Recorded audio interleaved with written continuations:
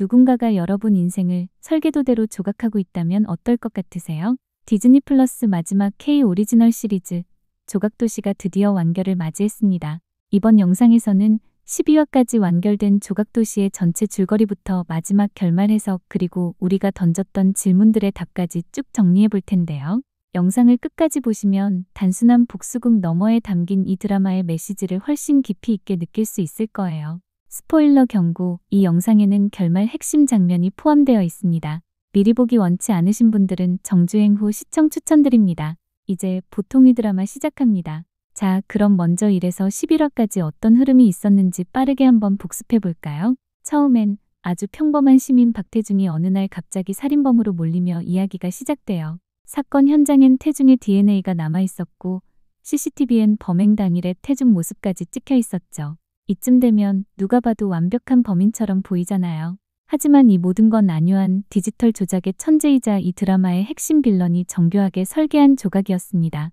안요한은 단순한 악당이 아니에요. 세상은 돈으로 움직인다는 냉소적인 세계관을 가지고 진실보다 조작된 정보가 더 강하다는 걸 증명해 보이려 하죠. 심지어 감옥 안에선 죄수들을 상대로 일종의 죽음의 게임을 설계하기도 했고요. 그 과정을 통해 인간의 분노, 고통, 욕망까지 모두 통제하려는 모습을 보여줍니다. 이런 전개를 보면서 우리 시청자들이 계속해서 고민하게 되는 질문들이 생겼습니다. 안요한은 왜 하필 박태중을 선택했을까? 진짜 설계자는 안요한 본인일까? 아니면 그를 이용한 누군가가 따로 있는 걸까? 그리고 무엇보다 이 드라마가 말하고 싶은 진짜 악은 누구인가? 이런 질문들이 회차가 진행될수록 점점 더 깊어졌죠. 그러던 중 드디어 후반부에 들어서면서 태중이 반격을 시작합니다. 노용식, 노은비, 양철왕 같은 믿을 수 있는 동료들과 함께 감옥을 탈출하고 안요한의 조작을 파헤치기 시작한 거죠. 11화 예고편에서는 노은비가 인질로 잡히고 요한이 태중에게 이렇게 협박하죠. 너를 죽인 뒤 그녀를 또 다른 살인범으로 조각하겠다. 그 위협은 결국 12화에서 현실이 됩니다. 그리고 그 순간 박태중은 아주 결정적인 선택을 하게 되죠. 그 선택은 단순한 복수의 칼날이 아니었습니다. 자, 드디어 12화. 조각도시의 모든 조각들이 제자리로 돌아가는 순간이 찾아왔습니다. 그게 클라이맥스에서 안요한은 자신이 설계한 마지막 시나리오를 실행에 옮깁니다. 그는 박태중에게 분노의 칼을 들게 하려 하죠. 너는 날 죽일 거야. 그리고 진짜 살인범이 될 거야. 이게 요한이 그리는 최종 설계였습니다. 하지만 박태중은 그 시나리오를 거부합니다. 내가 널 죽여봤자 뭐가 달라지냐. 태중은 분노 대신 진실을 선택하죠. 요한을 죽이지 않고 그가 저지른 모든 조작의 증거가 담긴 진짜 하드를 들고 현장을 떠납니다. 이 선택은 단순한 감정 절제가 아니에요. 그는 복수심에 잠식된 살인자의 프레임에서 벗어나 스스로 인간성을 지켜낸 겁니다. 그리고 그 결과는 생각보다 큰 파장을 일으키죠.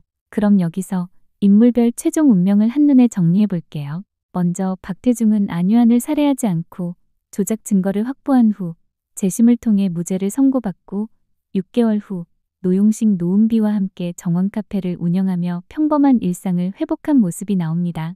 완전한 복수 대신 공적인 정의를 선택한 시스템 저항자라고 볼 수 있죠. 그리고 안요한, 백도경과 그 아버지 백의원을 살해하며 자신만의 설계를 완성하고 이후 자신도 화재 현장에서 사망한 듯 보이나 마지막 장면에서 모니터룸에 살아있는 듯한 뒷모습이 등장합니다. 죽음을 조작한 생존자, 설계를 재시작하려는 언데드 디자이너라 할 수 있죠. 그리고 백도경과 백상만 의원은 요한에게 살해당하고 이후 그 살인은 노용식에게 덮어씌워집니다. 백도경은 살아있었지만 병원에 숨어있는 그를 요한이 끝내 찾아가 살해당하죠. 기득권이자 설계자를 자처하던 일가는 결국 안요한에 의해 모두 정리된 조각이 됩니다. 요점 정리하자면 안요한은 단순한 하수인이 아니라 이제는 시스템을 뛰어넘어 자신이 설계자가 되려는 인물이 되어버렸습니다. 그렇다면 질문 하나 드릴게요. 진짜 설계자는 누구일까요? 안요한? 물론 대단한 악역이죠. 하지만 그는 처음엔 기득권의 의뢰를 받는 조작 전문가에 불과했습니다. 정말 무서운 건 그를 고용한 시스템, 그 시스템이 안요한을 키웠고 필요 없어지면 언제든지 버릴 수 있다는 점이죠. 그래서 조각도시가 말하는 진짜 설계자는 이름 없는 구조, 시스템 그 자체일지도 모릅니다. 그럼 이제 박태중의 결말을 다시 생각해 볼까요? 무죄를 받고 정원 카페에서 친구들과 웃으며 살아가는 그의 모습. 겉으로 보기엔 완전한 해방처럼 보이죠. 하지만 과연 진짜 해방일까요? 마지막 장면에서 우린 모니터 앞에 앉은 누군가의 뒷모습을 보게 됩니다. 죽은 줄 알았던 안유한이 자신의 죽음마저 조작하고 살아있는 듯한 암시. 그가 다시 세상을 조각하기 시작한다면, 그렇다면 지금 태중이 누리고 있는 평화는 언제든 깨질 수 있는 가짜일 수도 있겠죠.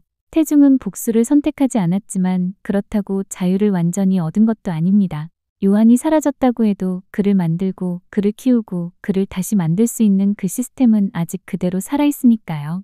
그 말은 태중 역시 여전히 또 다른 형태의 감옥 안에 있을 수 있다는 거죠. 이렇게 보면 조각도시는 단순히 한 남자의 복수극을 다룬 게 아니었습니다.